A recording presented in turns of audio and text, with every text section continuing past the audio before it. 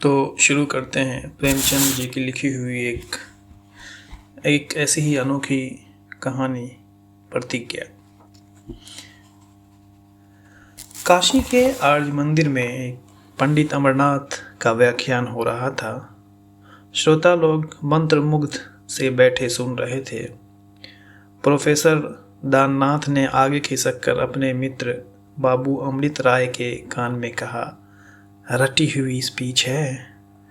अमृत राय speech सुनने में तल्लीन थे, कुछ जवाब न दिया।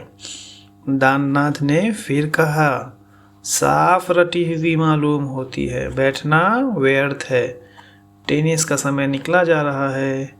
अमृत राय ने फिर भी कुछ जवाब न दिया।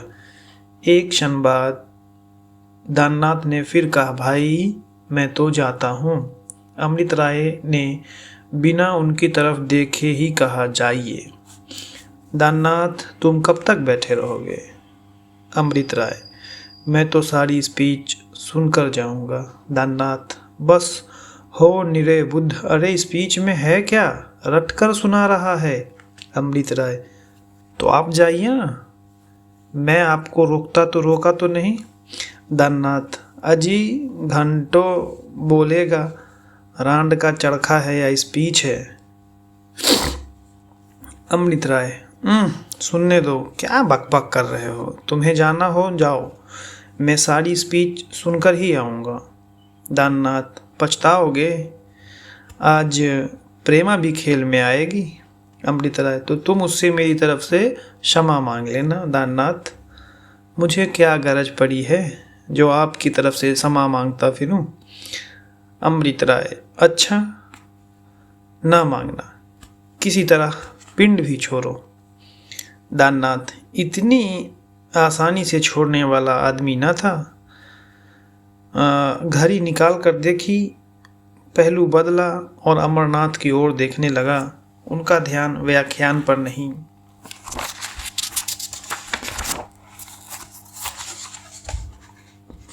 पंडित जी की दाढ़ी पर था। उसके हिलने में उन्हें बड़ा आनंद आया। बोलने का मर्ज था, ऐसा मनोरंजक दृश्य देखकर वह चुप कैसे रहता। अमृत राय का हाथ दबा कर कहा, आपकी दाढ़ी कितनी सफाई से हिल रही है, जी चाहता है नोच कर रख लूं।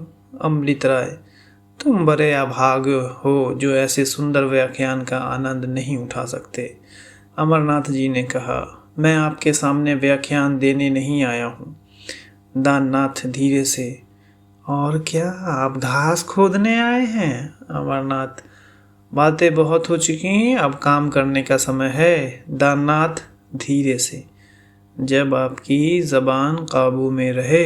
अमरनाथ, आप लोगों में जिन महाशयों को पत्नी वियोग हो चुका है वह कृपया हाथ उठाएं। दाननाथ, ओफो, यहाँ तो सब रंडवे ही रंडवे बैठे हैं।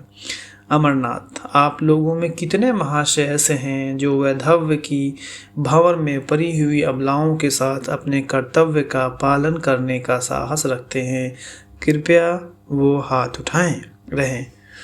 अरे यह क्या, कहाँ तो चारों तरफ हाथ ही हाथ देख पड़ते थे, कहाँ अब एक भी हाथ नजर नहीं आता। हमारा युवक समाज इतना कर्तव्य शून्य, इतना साहसहीन है।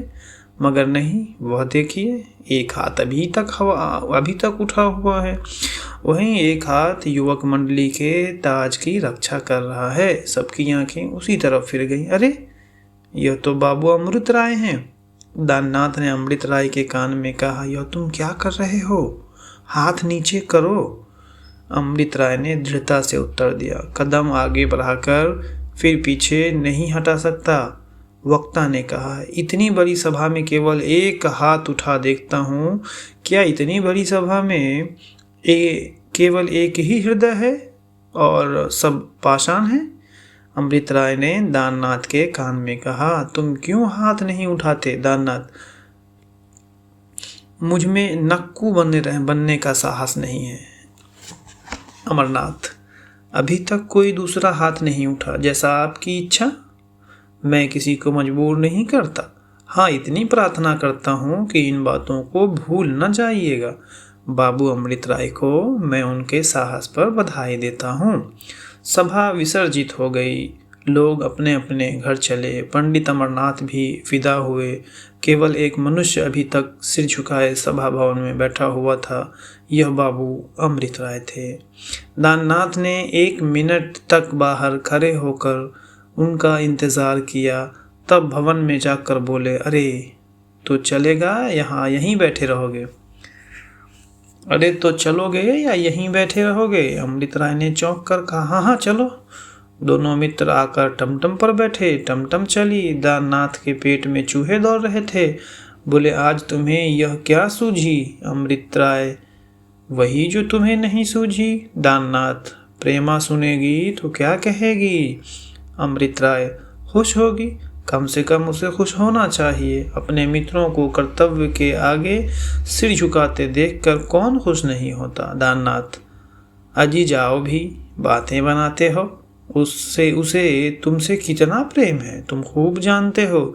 यद्यपि अभी विवाह नहीं हुआ, लेकिन सारा शहर जानता है कि वह तुम्हारी मंगेतर है। सोचो, उसे तुम कितनी बार प्रेम पत्र लिख चुके हो।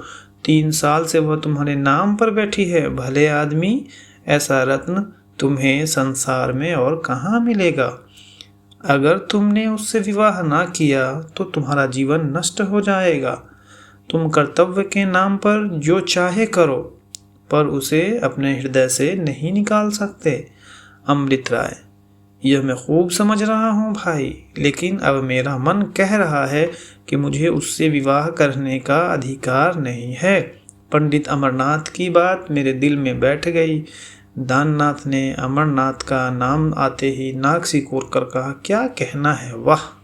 रट कर एक व्याख्यान दे दिया और तुम लट्टू हो गए। वह बेचारे समाज की क्या खाक व्यवस्था करेंगे? यह अच्छा सिद्धांत है, जिसकी पहली स्त्री मर गई हो वह विधवा से विवाह करो। अमृत राय, न्याय तो यही कहता है।